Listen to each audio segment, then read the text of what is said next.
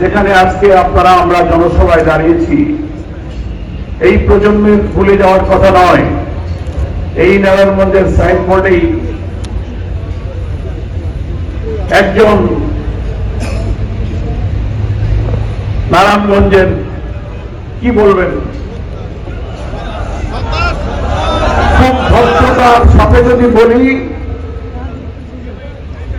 তিনি নিজেকে অত্যন্ত সাহসী, নির্ভীক, লৌহ মানব বলে তিনি দাবি করতেন। কি বলেন? লিখে রেখেছিলেন এখানে জামাত ইসলামী নেতাদের এই দ্বারার মধ্যে প্রবেশ নিষেধ। আমি এই রাস্তা দিয়ে যখন যেতাম আসতাম, সেই সাইনবোর্ডটা দেখতাম। আজকেও আসার পথে স্মরণ করছিলাম যে মহান আল্লাহ তাআলার কি ইচ্ছা, এখানে জামাত ইসলামী নিষিদ্ধ, আসতে পারবে না এই শহরে। আল্লাহ তাআলার ওই হুকুমগুলো তারা মনে রাখে না, যেখানে আমাদের রব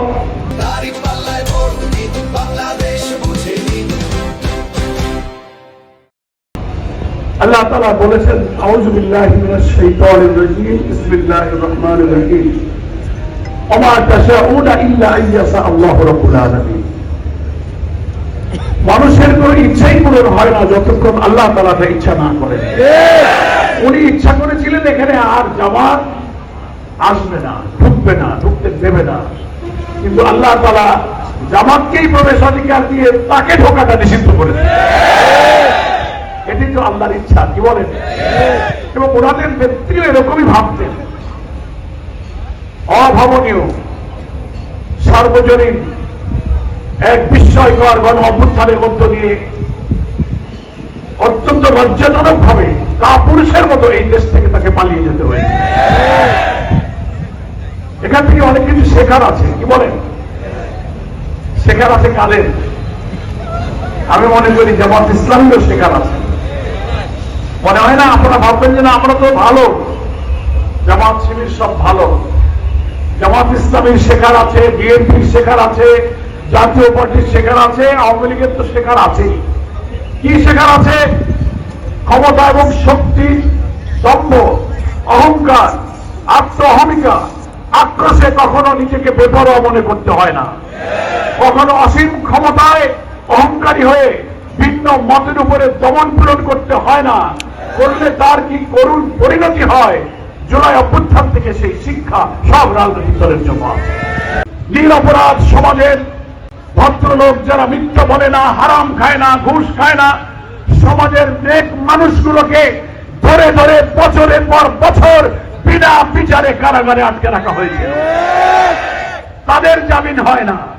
কিন্তু কোন সৎ বিবেকবান পুলিশ যদি সত্যিকার কোন অপরাধীকে গ্রেফতার করে, খুনিকে, চাঁদাবাজকে, 2 দিন 3 দিন পর কোর্ট তাকে জামিন দিয়ে দেয়। বলে ঠিক কিনা? রাষ্ট্রের ক্ষমতার জায়গা থেকে আদালতকে, সেটা ম্যাজিস্ট্রেট কোর্ট, জজ court, supreme court, appellate division পর্যন্ত ইন্টারফেয়ার করে অপরাধীদেরকে মুক্ত করে দেওয়া হয়েছে। আর নিরীহ নিরপরাধ মানুষগুলো আদালতে যদি জামিন পেয়েও যায়, তবুও জেল গেট থেকে তাকে গ্রেফতার করা হয়, জেলে থাকতে মিথ্যা মামলা দেওয়া হয়। এই অত্যাচারের কালো যুগ আমরা পার করেছি। সিদ্ধিরগঞ্জ আসতে গিয়ে আমারও একটা স্মৃতি মনে হইল।